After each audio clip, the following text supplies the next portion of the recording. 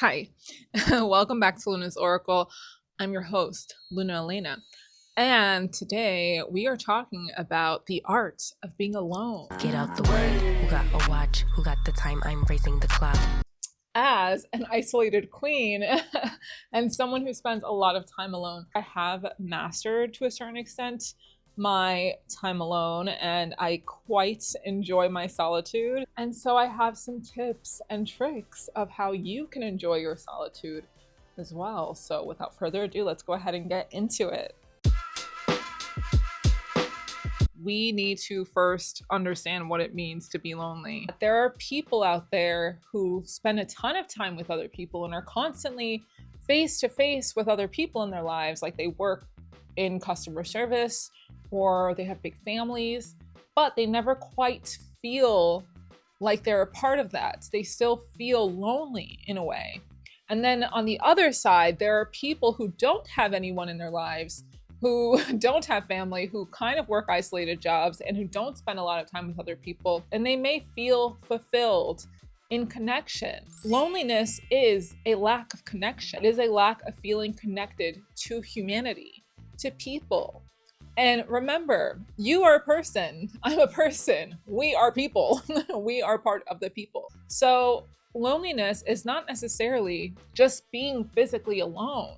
You could be physically alone and love the company that you give to yourself. Loneliness is a lack of human connection. It is a lack of connection to others and or to yourself. So now that we've established connection is the real key here to solving the act of loneliness, how do we even connect with ourselves?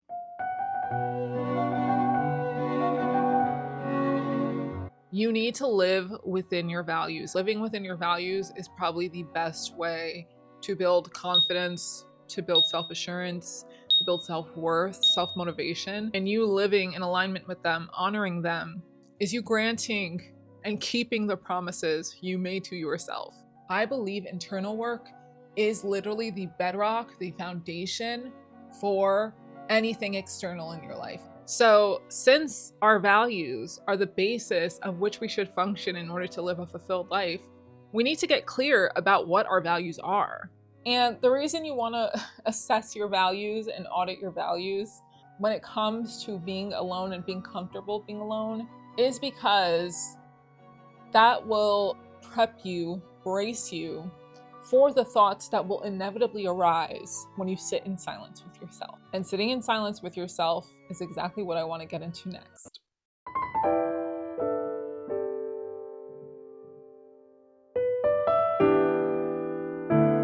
One of my favorite activities to do when I am alone is to sit in silence. It is one of the best ways to get information about yourself and get to know yourself. When you sit in silence, and I mean true silence, I mean you want to hear the creaks in your home. You want to hear the white noise from the air conditioner running. That type of silence can be terrifying if you are not used to sitting within it. What does scare me, or it did scare me when I entered my adulthood and with silence, was the thoughts that came with it.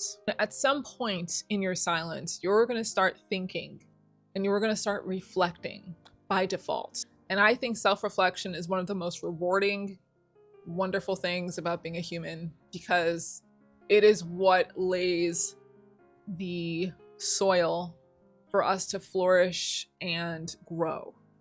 It is what is germinating our seeds of self-growth.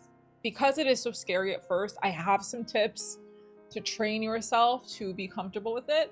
The first thing I would say is don't sit in complete silence. It's okay to do something. I would say do an activity. You can still have silence around you, like in terms of like literal silence. You don't want to distract yourself. You just want something to help guide you along in the silence. Fold laundry is a great example. Literally clean my house, do my hair, like blow dry it in silence. Doing an activity to guide me along so then I can build up the strength, the ability to face my thoughts more, and then get to the point where I can just sit in silence without doing anything else. Total focus.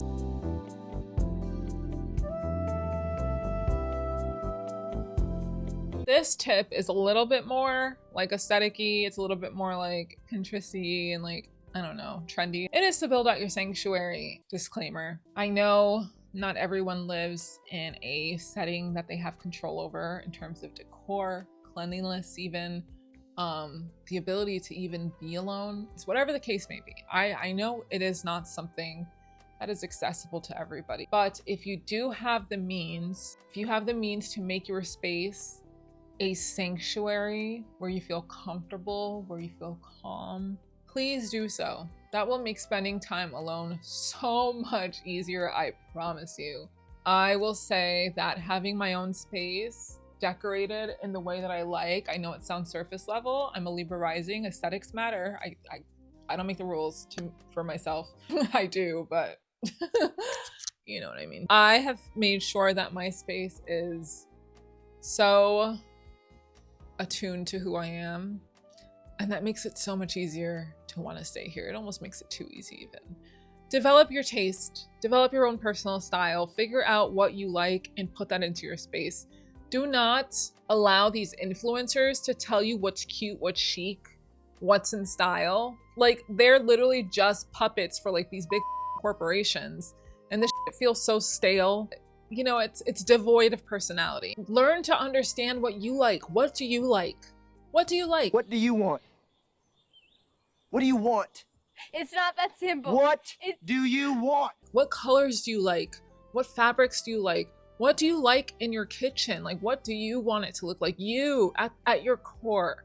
Not what TikTok told you, you. I do truly think beauty holds so much value in life. I think beauty is like probably one of my favorite forms of expression, is creating things that are beautiful to me. And part of that is my space. And since being alone means I'm gonna spend time here alone, you know, let it be beautiful.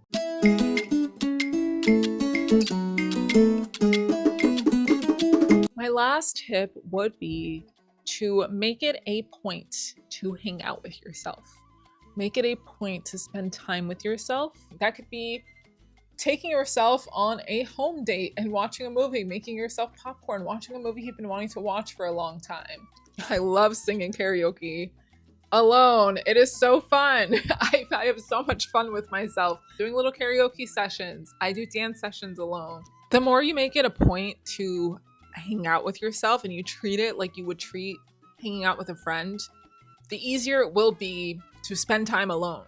The less lonely it will begin to feel, because you are now associating joy with being alone. So that concludes today's video. I'm actually really curious, what are some of the things that you like to do alone if you spend a lot of time alone?